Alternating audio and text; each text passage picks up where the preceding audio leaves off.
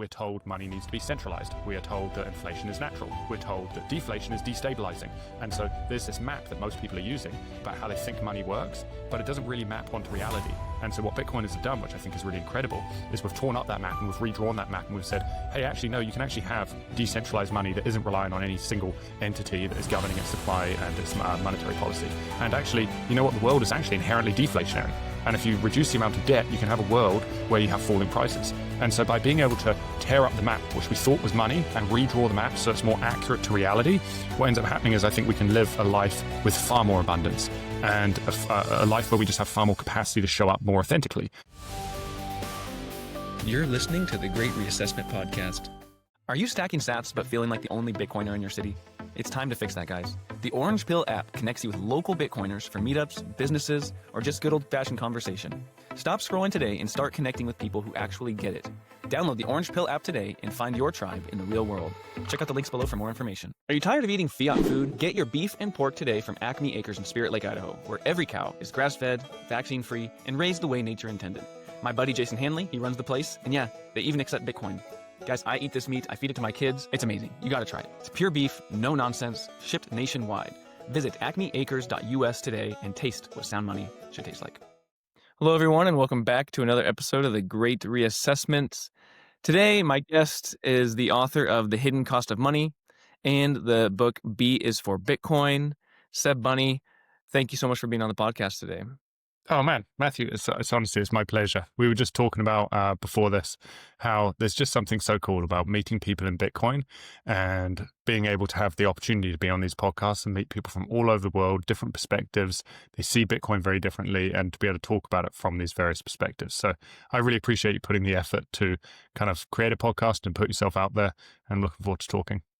Hey, well, I appreciate the kind words. I've listened to you on several podcasts. To name a few is my friend Paula Iverson, The Bitcoin Edge, and I heard you on Preston Pish's podcast as well. And so those are just to name a few. And yeah, I can tell you're a deep thinker, and especially by what you were talking about on the podcast and some of the things you write about on your blog. So my first question is, what have you been meditating on as of lately when it comes to Bitcoin? That's a good one. You know what? I would say I actually just gave a presentation in Montreal. There was the Canadian Bitcoin conference, 2 weekends ago? And this presentation I gave is one that I haven't actually given before. And I've just been thinking a lot about this idea of, there's a famous quote called "the map is not the territory." And for those that aren't familiar with that quote, it's kind of this idea that a map is never going to be the territory. It can be very detailed. It can be very close in terms of representation of the territory, but it's never going to be the territory. And what is interesting is maps can also be misleading. If I'm looking at a mountain in front of me and I think I'm looking at the map and the map says there's a ridge line, but when I look up, there's no ridge line, I can be like, I'm lost. I don't actually know where I am on this map in relation to the territory. And so the idea behind the map is not the territory when it comes to Bitcoin is that we use this world, we use maps to navigate this world in terms of our relationships, the sciences, biology, chemistry, physics, money.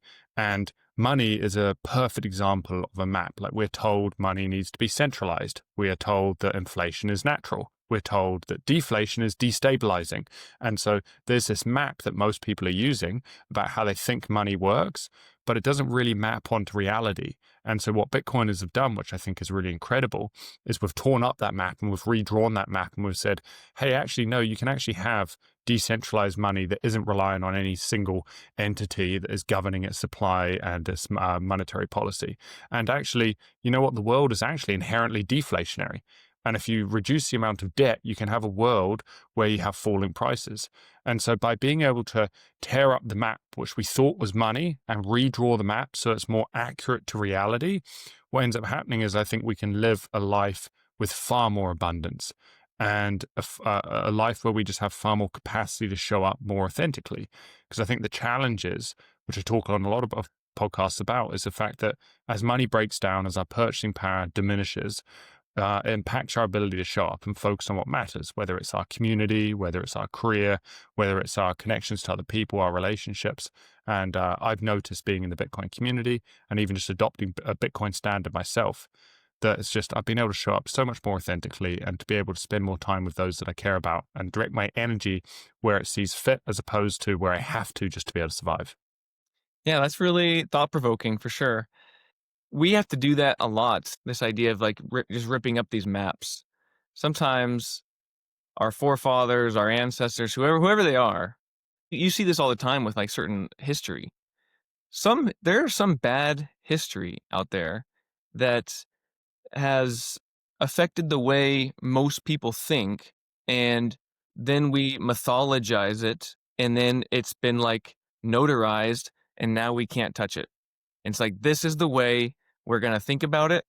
This is the way we are going to let it affect our actions here going forward. And I think we need people, especially in Bitcoin, to sort of challenge those, what we've been left from, I don't know, early 20th century leaders, the people the global leaders who changed the way the world operates and relates with money. And it's a slow process to chip away at a lot of those really old um, standing notions of what money is, why inflation is actually good for a society. Because at the end of the day, it's all decided by people. Hmm. It's all decided by people who are fallible and can make mistakes. And I mean, one of the reasons why our country in the United States loves inflation is because of the Great Depression. They'll never make the same mistake twice, right? They didn't print enough money in the Great Depression, so we had a huge deflation. A third of the money supply disappeared, and as Milton Friedman says, the government never makes the same mistake twice. And so rather than not printing enough money, they'll always print too much because they can never let that happen again. Hmm. And so what that has led to is this idea of inflation is good. That's where I think it ultimately stems from. And why can't we challenge that? Why can't we disrupt that principle, so to speak? So I like what you're Oh, saying. man. I couldn't agree more. And I think that when this kind of conversation, this presentation, I kind of took it in the direction as well of like the sciences, because we think about physics and we've been told that there are these things called the laws of thermodynamics. And like there's the law that energy cannot be created. It can only be kind of transmuted or transformed. So energy just moves from one state to another. There's also the law of entropy, that when you try to use energy, usually there is a byproduct or there's energy loss. So if you're trying to create a motor, well, you're going to get energy loss in the form of heat.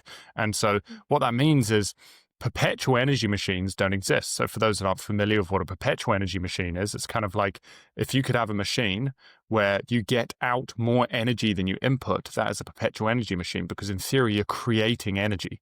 You're Mm-hmm. creating energy out of nothing. But what is really interesting is when you start digging around the internet, you get into the recesses of the internet, you start realizing there's a whole bunch of videos of people creating perpetual energy machines. And like the simple example of a perpetual energy machine is if you just have like a tube and you rub a hydrophobic layer on the inside of the tube, and now you put that tube in water, what happens is water starts cycling through the tube. And so in essence, you've created movement, but there's no energy output in order to be able to get that movement of water through the tube. So you've created a perpetual energy machine. Well, that goes against the laws of thermodynamics, which then makes you question, are they really laws or are they just theories? And that's another map that we've been told the world works in a certain way, but it's not necessarily true. And you would then go back and ask, well, why would they do that? Why would they say something's law when it's really just a theory? And it comes back to money. It comes back to ultimately you have control when you have scarcity of resources. If you have scarcity of resources such as energy, if you think about it, like all the wars are fought usually over resources, whether it's land or the minerals in the ground, the access to hydro, the access to oil. And so this belief that we have scarcity in resources, scarcity in energy is essentially what these controlling structures, they thrive off of. And so the moment we have abundance, it changes the way that our world works. And so I say this, and you should ask the question like, well, if this is true, if there are these controlling structures that are trying to hide the aspect of reality, and we're trying to redraw this map so that it maps reality more effectively, is there any evidence of this? And there's a ton of evidence of this. And so, like, in the 50s, the US government created something called the Invention Secrecy Act. If you dig into it, the Invention Secrecy Act was signed by Congress in 51. And the idea was like, if there is any form of technology that ends up potentially being an economic threat to the US government, the US government can remove its patent from the patent office, suppress the technology, and the individuals cannot speak about it. It's illegal to do so, otherwise they face prison. And so you dig into this stuff and you're just like, well, have any technologies actually been removed? And you realize the US government since 51 has suppressed 6,700 patents. And you're just like, oh my God, this is mind-blowing. Like, thousands and thousands of technologies that could have completely profoundly changed the world in which we live in, and they've been totally suppressed. And like, there's one example. There's a guy called Stanley Meyer, and anyone can look this up. This guy called Stanley Meyer created a water-powered car. They've got 180 kilometers, which what's that? And that's about like 110 miles. Got 110 miles on 4 liters of water, and which is like, that is incredible. Just like with tap water, like from your just sink? Just tap water. And he was able to get like 110 miles of range on 4 liters of water. And so like, that's like a gallon. 1 gallon, he'd get like just over 100 miles of range. And he ended up going to a dinner and was talking with licensees about licensing this. And if I remember correctly, it may have even been with someone like Volkswagen. He was trying to license this technology. And then he just kind of stood up from the table and was like, I've been poisoned, and then just died on the spot, and its patent disappeared from the patent office, and that technology has never resurfaced. And so you start digging into this stuff and you're like, is the map really even representing the territory, or is the map being curated? Are we being told things like the laws of thermodynamics are laws, when in reality, they're simply just theories, and those theories are impeding our ability to go and look certain areas in the world, look at certain aspects of the world, figure out the world from a different perspective. And so I find it really fascinating that when you start going down the Bitcoin rabbit hole, you start kind of questioning, because you've torn up arguably the most foundational map that most people use, the map of money, you're open to questioning some of these other maps. And I think that ultimately it's kind of a lot of these monetary structures which keep these control structures in place. If the government didn't have fiat money, well, then they'd have to be fiscally responsible. If the government had to be fiscally responsible, they'd have to think about, how do we balance our kind of like checkbook most effectively? Well, we've got to think about the future. And if we can get abundance in energy, that's going to drive down costs immensely. And so I think that it would change the world by changing the monetary system which we use. That's insane about the guy. I have heard that story actually, now that you... But I think I've just read it a few times on like Twitter posts, and I never actually went and fact checked it. But the amount of times I've heard that story, so he was poisoned. That's how he died. That is really terrifying. The fact that he was able to create a car, he was able to create a car that ran on tap water, and I wonder if he would be able to be killed like that. Because when was that? I think that was in the 90s. And so I think that I would like to think it's a slightly different world today, simply because we have the internet. Yeah, you could make the whole device in your garage. You could post a video about it. You could share it with all your friends. It would be impossible to kill the raw footage of you putting water into this gas tank and driving across the country with nothing but water. And then at that point, the big companies, the Volkswagens, GMC, like they're stuck. Like the information is out there now. So I think maybe the principle from that would be that, like, who does it benefit when information can be spread faster? And in that case, it would be humanity. It would be ordinary people, you know? Well, and that's where I think that what Bitcoin has really alerted me to is just the importance of incentives. Like as Charlie Munger, kind of Warren Buffett's kind of main man, has always said, he's kind of said that, like, show me the incentive and I'll show you the outcome. And the reality is that a lot of the big corporations we have and the structure of most of these nations we live under, especially the US, is we have lobbying. So you have these big corporations lobbying the government to usually put regulation in place to create a moat. And so when we look at things like science, there are kind of all of these various hurdles that kind of impede science. And this isn't my idea. Like if you dig into Eric Weinstein, there's these two brothers, Brett and Eric Weinstein. And so for people that aren't familiar, again, like he's like a physicist, mathematician. He's freaking phenomenal. And so I'd very much recommend kind of giving him a listen to if you're curious. But Eric talks about how there's a thing called DISC. It's like the acronym stands for, I think it's Distributed Idea Suppression Complex. And to him, the way that he sees it is that the way that science has been set up is so that it can kneecap any ideas that kind of impact the bottom line of the existing scientific structure. And so first off, you've got the government, and it's like 50 to 70% of all scientific endeavors are funded by the government.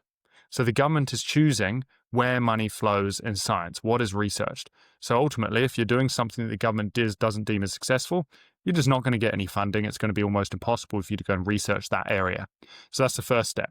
The second step is then you've got the regulatory bodies. You've got all of these arms of government which are telling you what you can and can't do. And there's certain areas of physics which are completely You're not allowed to talk about them. After the Manhattan Project and the atomic bomb, there's some areas of physics you're not even allowed to think about them. If they can catch you thinking, you can go to prison for thinking about certain aspects of science. So that's the second stage. So we've got government, we've got regulatory bodies. Then you've got all the scientific journals. Well, the scientific journals tend to be centralized entities with a handful of people at the top governing what goes into the scientific journals. It's very hard for your idea to get any traction if you're not in the scientific journals. So then there's the third step. Fourth step is you've got peer review system. To get into the scientific journals, you have to be reviewed by a peer, usually in your industry, to verify the authenticity of what it is you're putting out. Well, if you're getting reviewed by a peer in your industry that is benefiting from the existing framework, from the status quo, they're not going to go and review something that impacts their bottom line. So it's very hard for science to move forward because the peer review system kneecaps that. So then if you can't get peer reviewed, you can't get into any of the medical journals.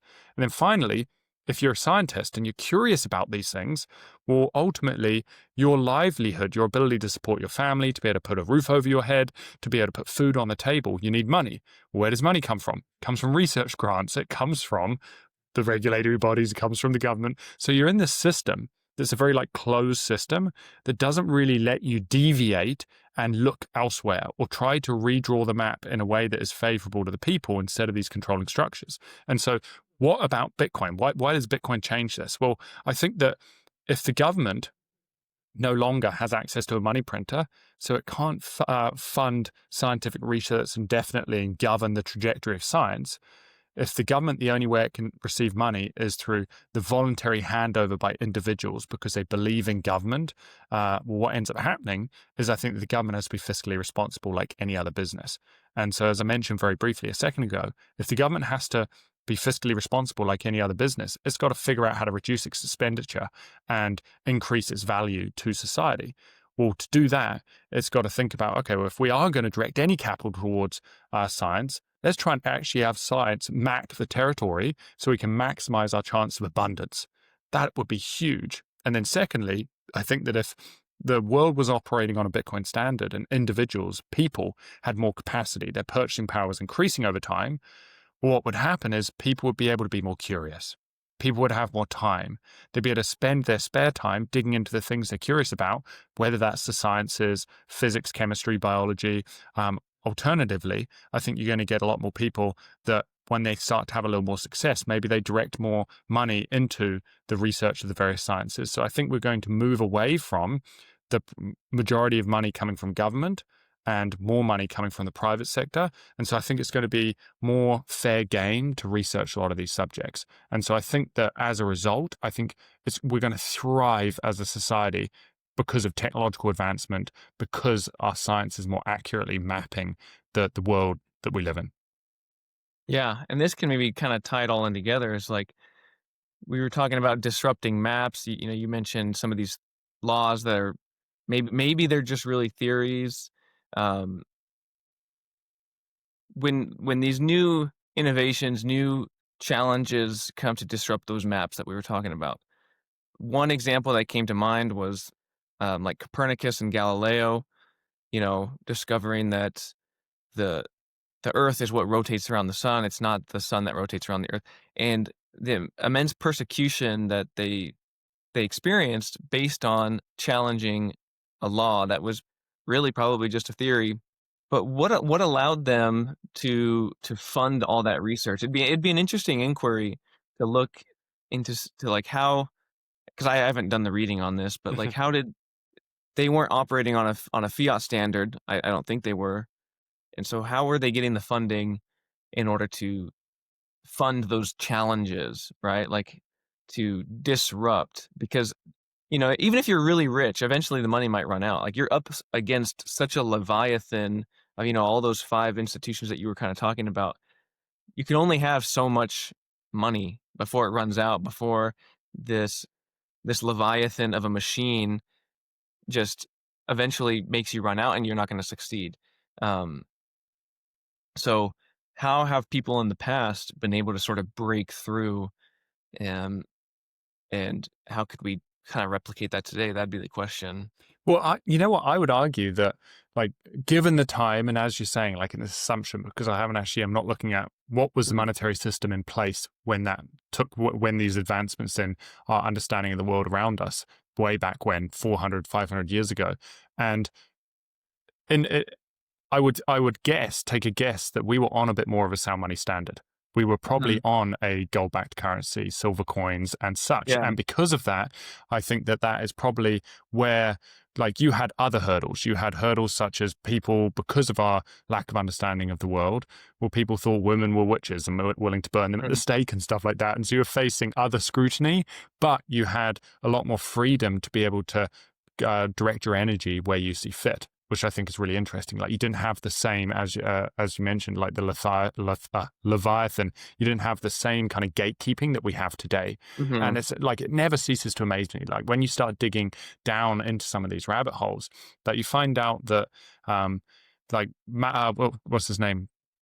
Robert Maxwell, which is Ghislaine Maxwell, which is Jeffrey Epstein's wife. It's her dad. Robert Maxwell had a publishing company called Pergamon Press. And you dig into this and you're like, what is Pergamon? Pergamon in the Bible refers to where the devil's throne is. And you're like, so he had a publishing company that the name is essentially the devil's throne. And it was a centralized publishing company that controlled a lot of the scientific journals, and it governed what went into these scientific journals. And then this company, Pergamon Press, bought another company called SRA, Science Research Associates. And SRA was all of the K through 12, so kindergarten through grade 12, testing in North America. So if you've gone through the school system in the US, all of the testing you have done was basically governed by Robert Maxwell's company, Pergamon Press and SRA. And then SRA and this Pergamon Press partnered with McGraw-Hill, which was all of the textbooks. And so there's basically a couple individuals at the top governing what everyone's being taught in North America and tested on in North America. And you're just like, this is mind-blowing. Like, we have in Bitcoin, we understand the importance of distributed technology, decentralized technology. And I think that a lot of the world we live in today, so much of it is centralized, and we don't quite question just how much of, like, the day-to-day experiences, the information we learn and consume, what we know about the world, is just a centralized entity telling me how the world works. And as I think as Nassim Taleb, like the famous mathematician and like kind of philosopher, he says there's only two types of science. There's that which has been proven false, and that which has not yet been proven false. Because ultimately, it's almost impossible to prove something objectively true, but with enough information, our perspective can shift and we can prove something false in the long term.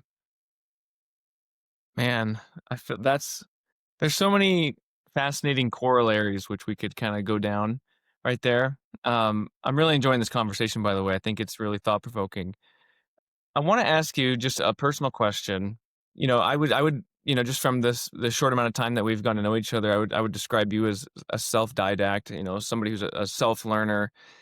Has that always been the case? Or, if you reflect back on your childhood, can you think back to a time period where you became captivated with self-learning? And what was it for you that sort of set you off? Was it a book? Was it a mentor? Was it just your own unique personality? That's a really good question. And I would say that I dropped out of school when I was like 14, 15 years old. I despised it. And it was kind of like that famous, I think it's like a Buddhist saying that it's just like, if I've completely blanked on it, it's like if you judge a fish's ability to climb a tree, something along these lines, then you're not really going to get a good representation of what that fish is capable of doing. And I think that school, to me, I felt like a fish trying to climb a tree. School, I did not feel like I fit in. It made me question like my own capacity. And so to me, sport was my thing, like mountain biking. I absolutely loved mountain biking. And so I moved out to Canada. I started teaching mountain biking, coaching mountain biking. And I would say that in around my mid-teens to late teens, I started realizing that, you know what, like I'm only earning $15 an hour. Like, how am I ever going to be able to afford a home, to be able to raise a family? And that made me start questioning, okay, I've got to figure out how to get alternate income streams. I've got to figure out how to get passive income. So I started digging into the real estate market. I started digging into like the financial markets. And that opened up my eyes. And I realized that actually I do have a capacity to learn. I just have to be learning about things that I'm interested in. So it really was like my late teenage years when I started to recognize that there's information that you can actually apply into this world that can improve your quality of life. You don't have to just be learning about like the core subjects at school, which at the time feel like, why am I learning like Pythagoras theorem in math? Like when am I going to use this? You know what I mean? And so I think that ultimately it wasn't until my late teenage years that I had a bit more autonomy and I was able to have kind of this self-directed learning that I really started to thrive. And then when I also figured out, you know what, you also don't have to read books, you can listen to books. That was also another huge tipping point. And in my early 20s, I just started devouring books because I'm a slow reader physically. I have a lot of books in this house, and I like to sit by the fire and read them here and there. But I'd say about 20% of the books that I consume are physical. The rest is digital or audio. And there's a lot of studies that also show that like when you're reading physically, you're having to not only process the text, but then we sub-vocalize the text in our head. So we say the words in our head, and then we're listening to ourselves saying those words. And so you've got an extra essentially 2 steps of processing to get that information into the body. Whereas the moment you start listening, it's just going straight into like vocalization, you're hearing it and you're able to consume it. And so there's a lot of evidence that says that like if you can actually focus during listening to audio, you can get a lot better retention. And so I've noticed that myself. Yeah. I've had this argument with people, well, maybe not an argument, but a discussion about, is it the same as reading um, when you're listening to something on audio versus reading a book physically? And I've actually done both at the same time. I don't know if you've ever Yeah. done this, but you have a book, you have it playing on audio, and you're following along with the text. And so I think the couple times that I've done that, I think I've retained quite a bit more because you're actually looking at the words, you're in a quiet place, you're holding a physical book, but then you're also getting that vocal like it's coming in through your ears. And so that's an interesting technique. But I think if you can really focus and listen to an audiobook and maybe like you're taking notes at the same time or something, I don't see how it's different because one of the best ways to actually learn is through conversation too, right? And that's a completely like audible exchange. And so, but the thing is like you have to be focused. You can't be on your phone. You can't be like mowing the lawn and doing all these 100 other things because you might get little bits. But I think the more intentional you can be with it, like you got to be just as intentional with listening to an audiobook as with reading a physical book. And I think if you Oh can do man, both of those things, could then not you're agree going to more. reap the benefits from both, maybe the same. And like to that point, I've found that if I'm listening to an audiobook and I'm in the city, I'm not going to retain much. Like there's just Yeah. so much stimulus around you. Whereas I live in Squamish, like 45 minutes north of Vancouver, BC, and I can walk 1 block down the end of my street, and then I am straight into forest, endless forest as far as the eye can see. And so there's a lot of studies again that talk about the grounding effects of being in the forest and just that like calm like environment. And for me, I find my brain just works so much more effectively. If I'm moving, I'm getting blood flow, but I'm in a non-stimulating environment. So I just go and walk the dog, walk through the forest. You barely pass people. That for me is like my grounded place where I feel like I can consume information far, far, far more effectively. That makes such a huge difference. Then I think on the book front as well, it depends on the book too. Like I think if I'm reading, I don't know, Marcus Aurelius, like scripture, then I'm sitting there because each sentence is such a wealth of knowledge that you have to contemplate that sentence. And so that's the kind of stuff that I do sit and I read. But if it's more of like a nonfiction book, I'm trying to understand a subject, I tend to listen to audio. And so like it definitely depends on whatever the information that I'm trying to consume as well. Yeah, that's cool. So did you purposely decide to live in like a remote area for those reasons to get the peace of mind that you get hiking or out in the wilderness?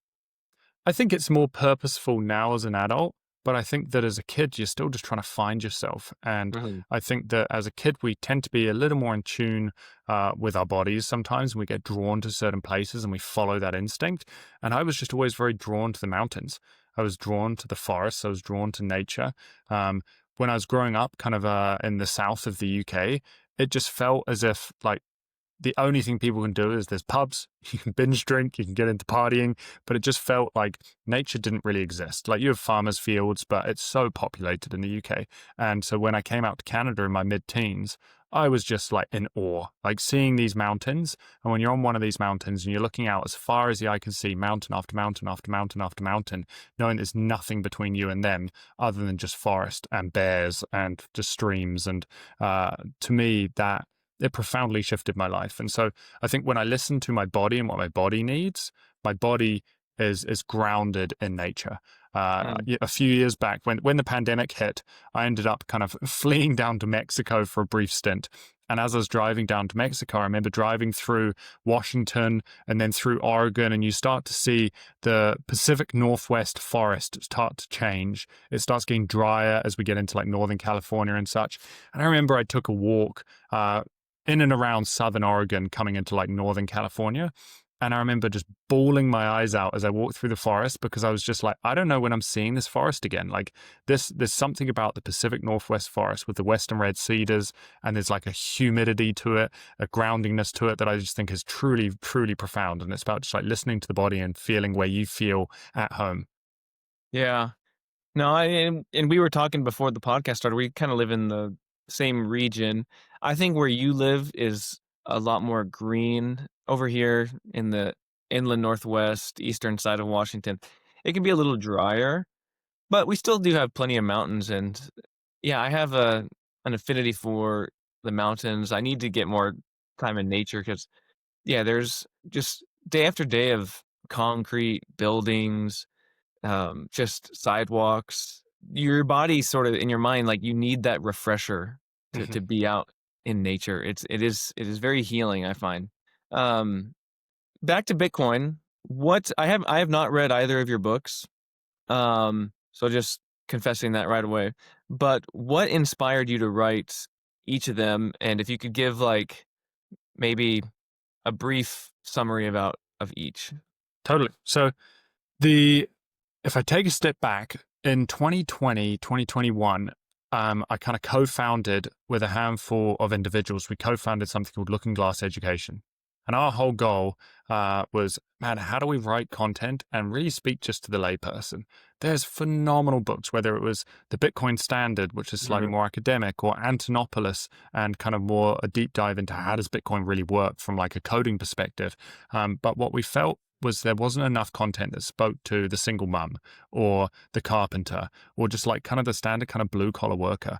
And so we kind of founded Looking Glass Education. Now we ended up writing a whole bunch of courses, long form content that really spoke to that individual. And we were just blown away by the response. And it was such a fun journey, just being able to see how many lives were just impacted by trying to understand this Bitcoin stuff, because there just wasn't that much content out there at the time in 2020 that spoke about these things. So we ended up writing a course, and this was the first book. Essentially, we wrote this course called B is for Bitcoin. And from there, we had a handful of individuals that were like, Seb, this thing is like 30,000 words, 35,000 words. Like, it could just be a small book. And so I ended up as like, you know what? I'm just going to change the word module to chapter. So we changed the word module to chapter, released it as a book, and people loved it. And so the first one I never intentionally tried to write as a book. It was more just like, hey, we want to write a course. And so even if you go to Looking Glass today, lookingglasseducation.com, you can go and take our Bitcoin course. And that is just the first book in course form. And so that's B is for Bitcoin. And that really is just like, how does Bitcoin work? Explaining it to the layperson. So like, who is Satoshi Nakamoto? How does like the what is it? The limited supply of 21 million. What is the halving cycle? The difficulty adjustment, but really explaining these things for the layperson.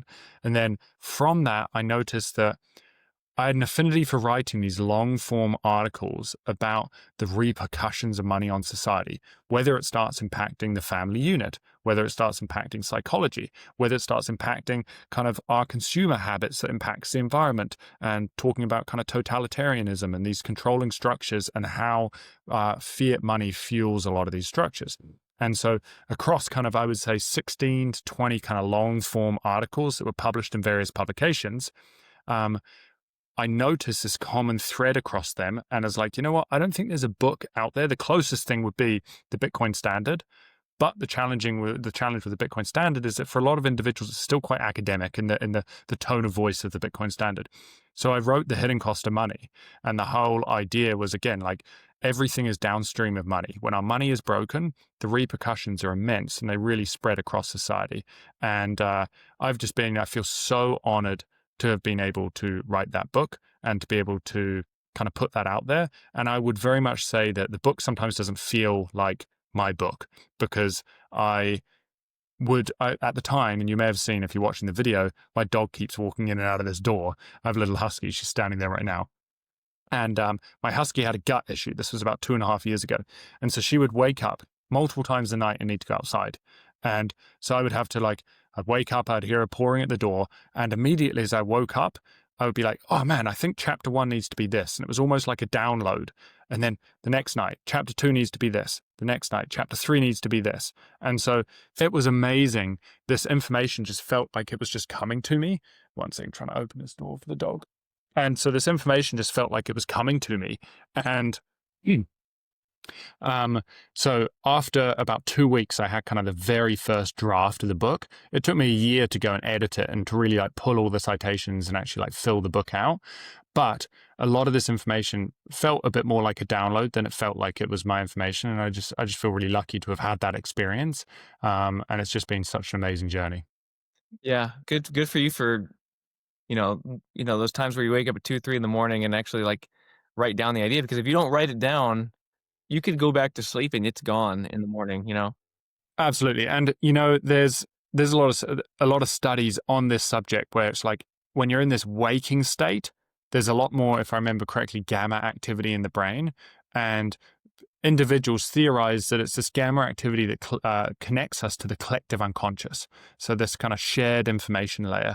And there's a lot of artistic individuals that talk about this layer. Like even Einstein and I think it was Picasso have both found that a lot of their inspiration comes from this waking state. Like as they're waking up, the inspiration kind of strikes them. And so I can't quite remember who it was. It may have been Picasso. What he would do is he would take naps in the middle of the day, and he would hold a set of keys above a metal tray. And so as he fell asleep, he'd drop the keys, which wakes him back up into this waking state, and a lot of his inspiration would come through him. So I find it really interesting that a lot of individuals have noticed that their inspiration strikes as they're waking. And even as an adult now, if I start to have a question about something or I'm curious about something, as I'm going to sleep, I will spend energy thinking about this question as I fall asleep. And many times the answer will come to me in the morning when I'm waking, or in the middle of the night when I'm waking. And so being intentional about what you're thinking about before you go to sleep. And there was one other study which I'll share on this, which is they looked at like rats, and they gave these rats a maze. And what they found is if they gave the rats a maze in the morning, the rats would run around the maze. And if you were to look at their brain would be firing basically, how do I navigate this maze? But then during the day, they kind of forget about the maze. And the next day, if they go and run the maze, they'll probably run it a little faster because they've already run the maze. But if they gave the rats the maze right before they went to sleep, what they would do is they noticed at night, the brain of the rat would be firing in the same neural pattern that was firing when they were running the maze. And the next day, they run the maze significantly faster. Mm. And so it's just kind of like our brain processing information and thinking while we're asleep. Yeah, that's interesting about the gamma activity too, and how Picasso he recognize that, and like what you're saying, like he would do that on purpose. It's happened to me a couple times, and I have so I made this game. This is a board game. I'm not a board game guy, but I actually made a board game, and it's called Bidenomics. And No way. This is so and cool. it says it's time to pay your fair share. And so it's a collaborative board game where you and your friends, you have to survive the 4 years of Biden's presidency. And there's like 4 years, 2021, 2022, 2023, and 2024. And there's all these real life events, and it's kind of like a stroll down memory lane. And like there's cards where you pick a card and you have to pick somebody to wear a mask for the rest of the game. And like, or, inflation hits, and, quantitative easing, and the Fed, it's fun. But like that idea struck me as I was waking up in like this weird phase of like, I'm not quite awake and I want to go back to sleep. But I thought the idea was actually pretty good, and I wrote it down. And so, but I think I may have actually fell back asleep, or maybe I told my wife about it, and I was like, I can't forget about this idea. And then I carried it through, and that's like one of the few projects. It took me almost probably 9 months, because I cranked it out because I wanted to finish the game before the election. But like I hired an illustrator and everything, and like the board is actually really cool. And there's props and there's cards, and it was a lot of hard work, but just kind of like what we're talking about, like ideas that strike you.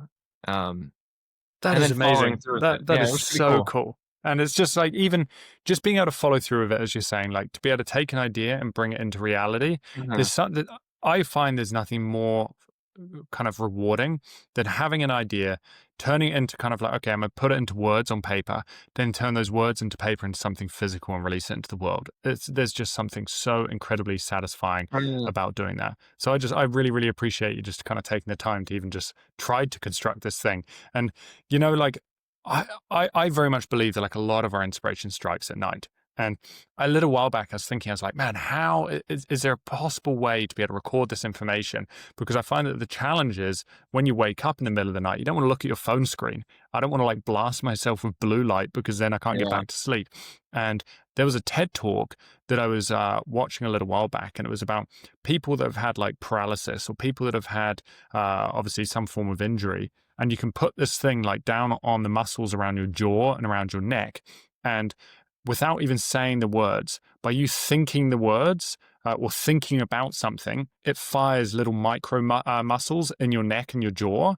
And so it's able to determine what you're thinking about while you're simply just vocalizing these words in your head. So I wonder if like it's possible, and if anyone's listening to this and they're curious about it and think it's possible, I think it'd be so cool to build a product where you took this technology, but you wore it when you were sleeping to see if it transcribed your dream. And that would just be mind blowing. Like, I think being able to wake up in the morning with a transcript of what you were dreaming, or these thoughts that you had in your head, these ideas, without having to disturb your sleep, and being able to get into that flow state. Because I find as well, sometimes the moment I start writing it down, I lose that state. I can only remember what I was remembering right there before I started transcribing it. Dude, that would be so cool. There's so many times where I've woken up from sleeping, and it's like I feel like I'm in this state, and I dreamed about something really awesome. but it's just beyond it's beyond the horizon. I just can't quite pluck it back out. Hmm. Sometimes I can, like, and sometimes it hits me in like weird places, like in the shower. All of a sudden remember my dream.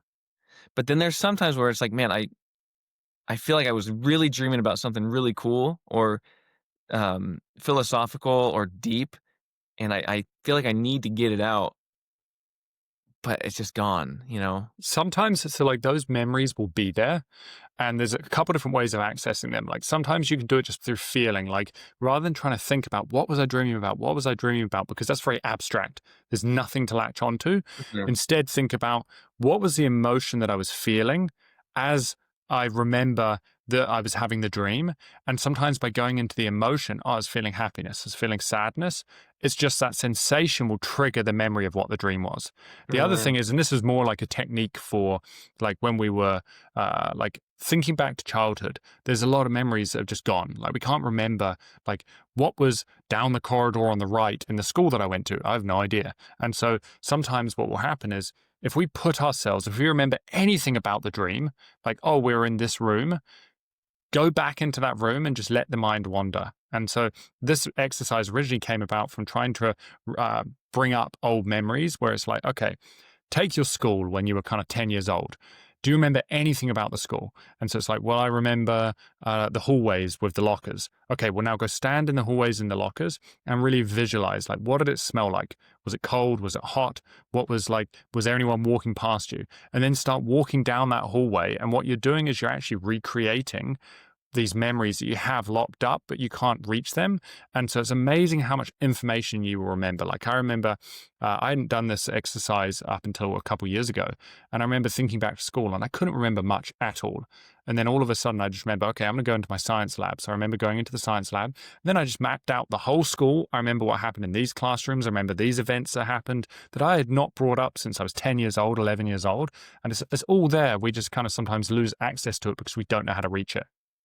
Yeah, I've actually done what you're describing before, and I remember when I was in elementary school, you know, you'd walk into the classroom, there'd be like this smaller room where you'd go hang up your coat or your backpack or something, and I would just try to remember what that looked like, and I just, like you said, I closed my eyes and I just pretended I was in there, and like 3 or 4 memories that I know for a fact I haven't thought of in over 15 plus maybe 20 years, all of a sudden just flashed through my brain.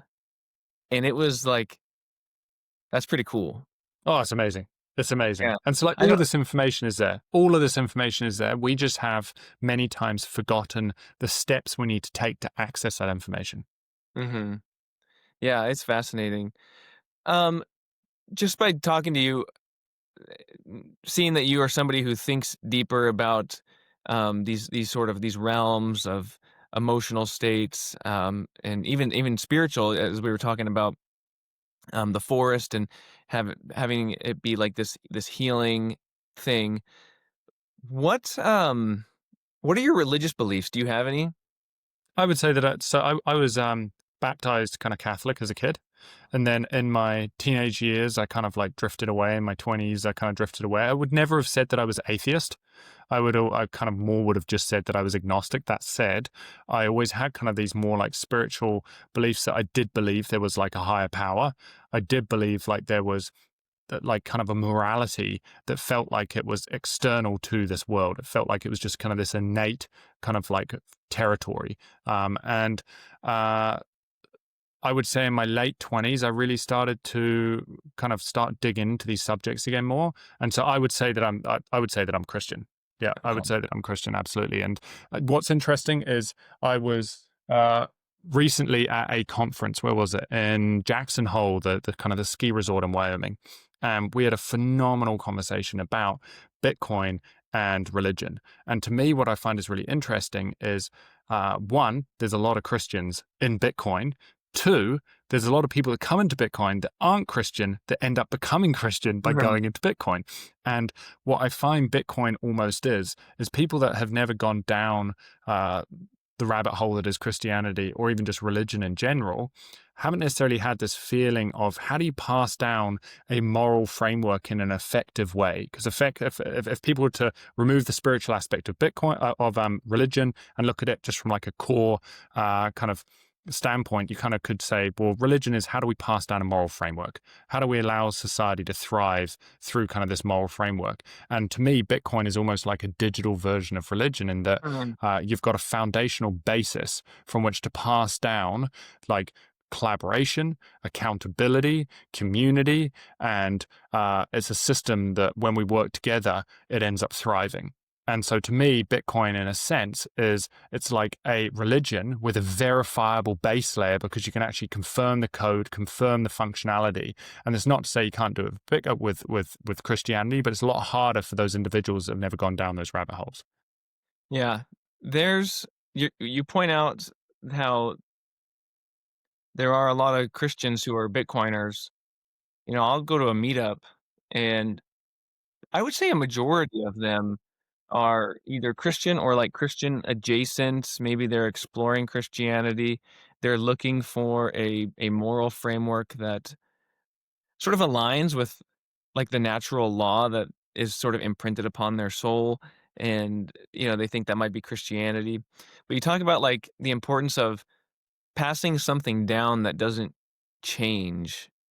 And Christianity, has the Bible, and the Bible has been around for two, almost 2,000 years and virtually unchanged. You can compare manuscripts now to manuscripts from hundreds of years ago, and it's like they're very, very close. Maybe a few things in translation, but like generally the meaning has not changed. And then with Bitcoin, it's like you have this ledger which is not going to change, and it's being passed down generation after generation. And when you compare that, like what makes those things different than fiat is like this thing that's based on nothing. I think fiat as a broader concept, not just fiat money, but like fiat in general, like when things aren't backed by anything, it can affect your psychology. And you mentioned that earlier. Like, how does it affect our psychology? It affects our psychology by assigning value where it doesn't necessarily belong. And so you might look at something and think, oh, this has value. Like people look at paper notes and think there's actual value there when there's not, or because the government just said it has value. And it forces you to sort of reanalyze or reassess like what is true value. And I think a hard money standard, Christianity, all of these things that are sort of timeless can help better inform us what has value. And so this is something I've been meditating on as of lately. It's this idea of inherent value and the myth of inherent value. Like a gold brick does not have value in and of itself. Money does not have value in and of itself. It's a representation of what it took to get that. So like it took real life to pull the gold out of the ground, real life energy.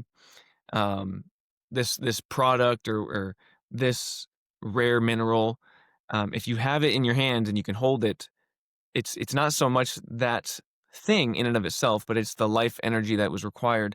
And so I find that I can actually be more consistent in what I believe about the world when I say inherent value doesn't exist in things in the world. Life is the only thing that has inherent value. And it's a spectrum, right? Like you have over here, I would say human life, which is the greatest example of inherent value. I think human life is the top of the list. And then like you have like plant life and like microorganisms over here. And I still think there are some inherent value there. But like over here, human life is the thing that has most value. And I can reconcile that with Christianity, with my economic convictions too. And I don't think that it contradicts my faith in Bitcoin either, because ultimately Bitcoin is energy. And if you trace it all the way back, it's people who are trying to save their life energy and not letting it get devalued by endless money printing and this thing that does not change. And so I was sort of ranting there a little bit, but maybe you get the No, overall. absolutely. And I think Yeah. that, like, what comes to mind as you're saying this is, no, I think there's something, I do believe that human life has inherent value. And to your point, these other aspects of our lives, the physical things, these manifestations, the tools we use, the way that I see it, and very similarly, is that there's no such thing as intrinsic value or inherent value in the physical world. I Mhm. think that value is subjective. It's in the eye of the beholder, and it's based on utility. And so, like, when you look at Bitcoin, what gives Bitcoin value, and I would even argue again, Bitcoin doesn't have intrinsic value, inherent value. Like, Bitcoin's value comes from its utility, that you have a means of transacting peer to peer across nations just with having access to an internet connection in a permissionless, trustless manner. And it's just like, that is why Bitcoin has value. And people say, well, Bitcoin's backed by energy. And it's just like, that's not necessarily true. You use energy to mine Bitcoin, to obtain Bitcoin, but Bitcoin isn't backed by energy. Bitcoin's value is backed by all of the believers that believe in Bitcoin. Now, people may say, well, that sounds like a cult. That's exactly the same thing for gold. It's the same thing for anything. Like, if you have a down jacket and you live in the Arctic, and then you have a down jacket and you live in the Sahara, where is the down jacket more valuable? Of course, the Arctic, because its utility is far greater in the Arctic than it is in the Sahara. And so again, like, I believe value is very much in the eye of the beholder. And so when people say, well, Bitcoin is worthless, it's like, cool, it can be worthless to them as an individual. If they're already multi-millionaire and they benefit from the fiat system and the corruption of the fiat system, then they may not see value in Bitcoin. It doesn't serve them. If anything, it compromises their financial position because it enables a free and open financial system, which currently they're able to co-opt and benefit from. And I think the other quick point just on kind of Christianity, which I've found really interesting about Bitcoin, is that until I understood Bitcoin and Bitcoin's decentralized nature and the distribution of knowledge through kind of the distributed ledger, I didn't understand just how decentralized Christianity was. Like, I think sometimes people think, well, you've got this thing, you've got the Bible. Can't someone just go and change it over the thousands of years that it's been around? Why can't, like, how do you know that's the original scripture? And it's just like, to your point, like, when you go and dig into some of these conversations with these amazing pastors, priests, you name it, that are talking about how a lot of this information dates back for basically within 50, 100, 200 years of Jesus. And it's like direct, like, first person experience. And you've got multiple people talking about the same incident. And then that scripture has been copied word for generations and generations and generations. So you can compare a scripture from 300 years ago to a scripture from 1500 years ago and recognize that actually the ledger or the information is almost identical. So it shows that it hasn't been adulterated. And so I'm just like, that to me, I find is truly profound. Bitcoin and Bitcoin's decentralization allowed me to understand Christianity with far more depth. Yeah, that's really cool. Yeah, there's like a protocol within Christianity, and you have that with Bitcoin as well. And I think people can just relate between the two. And for some people, they come to Christianity after becoming a Bitcoiner, or they're a Christian and then they become a Bitcoiner. Because let's be honest, like the Bible and Jesus's teachings and the morality you find within Christianity, I think supports a Bitcoin standard. Mm-hmm. Just the easiest one is, one of the 10 commandments is thou shalt not steal. And you look at fiat currency and the the money printing operation and how it steals value from people. People know that that's wrong, Mm-hmm. and now they have this belief system which reconciles that, and they say, "Look, it doesn't have to be this way, even though it's coming from a government. What they're still doing is wrong." I'm curious on your thoughts. So this is something that I kind of newly dug into more recently. So I'm reading a book called, I think it's called like The History of the American People. And it's a friggin' monster. It's got way too many pages, but it's freaking fascinating. And it talks about how, like, the first kind of pilgrims that came over from the UK to the America kind of founded America. And what's really interesting is it discusses this idea that, well, why did the Pilgrims want to leave the UK? And from my understanding, and this is not my area of expertise, so don't quote me in any of this stuff, but it's from my understanding, they were leaving the Roman Catholic Church. They were done with this idea that in order to have a relationship with God, no, you have to have a relationship with the clergy. It's the clergy that have a relationship with God, and we pass down the teachings of God onto you. And they were like, no, we don't want this. Like, I think from my understanding, it was kind of like the Protestants and more of like the Lutheran Church that was essentially, no, we want that direct relationship with God. We want to be able to verify this authenticity for ourselves. And so to me, I look at that like Bitcoin, where it's like, we don't want a monetary system that is reliant on a central entity that is telling us what to believe. Like, we want to have that direct relationship. We want to be able to view the scripture for ourselves and to be able to experience that ourselves, as opposed to having this distorted feedback of this intermediary. And I'm curious to hear like your thoughts on, if you've ever dug into these things, if that's accurate, my interpretation of why, or just like your thoughts around this. Yeah. No, I think the Pilgrims definitely were fleeing for religious persecution. I can't remember exactly what year in the late 1500s, early 1500s, and so if the Protestant Reformation had happened yet, and so if the Church of England had broken off from the Roman Catholic Church at that point yet, and so I don't know if it was the Anglican Church or the Roman Catholic Church, which was where the persecution was coming from, but yeah. That's where where the Puritans came from. That's in New England, and they were the descendants of those who came on the Mayflower, and they were fleeing religious persecution. But it was basically all my understanding as well. This is not my area of expertise, but what they were reading in the scripture was leading them to different convictions, a different belief that did not align with the centralized orthodoxy, you might say. And so, but being able to go in and read it for yourself is what ultimately led to that. And it is very interesting how similar that is to Bitcoin, because you can go verify transactions. You can study for yourself.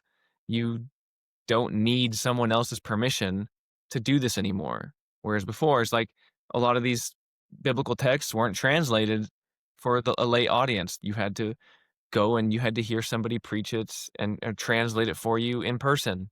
And so it's like, whose freedom and power increases and whose freedom and power decreases when things become sort of more decentralized. And there's a human experience that is shared. So whenever that takes place in a system, whether it be Christianity or economics and Bitcoin, it's incredibly freeing, because it's like you yourself can be the arbiter to decide for yourself like what's true, and make your decisions in life based on that. Mm-hmm. That's so cool. So Mm-hmm. cool. Oh man, I've really, really enjoyed this conversation. It's nice to go down some different rabbit holes. I have almost never spoken about religion on any podcast. So this is like the Well, first thanks time. for being open about it. I don't always ask people like what their beliefs are. Sometimes just due to time constraints, but sometimes the person is just very interesting. I'm like, I just got to know what's going on inside your mind and in your spirit around this. And so, Seb Bunney, I really want to thank you for your time. I'm going to put links to your books in the show notes, but I hope I get to meet you in person one of these days. Absolutely. And honestly, like, I just really appreciate curious minds, people that are willing to kind of question the world around them and try and show up and be their best self. And I really enjoyed this conversation. And it's just nice to kind of go down some different tangents. So thanks for having me on. Yeah, absolutely. Are you going to be at any conferences from now until, I don't know, around springtime? Are you planning on anything? You know what? Like, this year has been a little jam packed. I probably spent like a week of every month kind of away at various conferences. And the last one was the Canadian Bitcoin conference in Montreal 2 weekends ago. And so at the moment, I'm trying to think my next trip. I don't have any until the spring. I have like nothing. And so I'm kind of looking forward to grounding. I would say that I'm like a extroverted introvert, and that like I like to have my space and my ability to kind of think and contemplate the world around me. And I like getting into my kind of my rituals and just my habits around the home. And so I'm looking forward to spending a little more time around home. That's great. I don't know if you saw, thank God for Bitcoin, their conference is back. They're going to be down in Texas in April. So Wild. I should have a look at that. That'd be really cool. yeah, be awesome. All right. Thank you, Seb. It was a pleasure to meet you, and I hope you have a great day. Thanks a lot, Matthew. Yeah.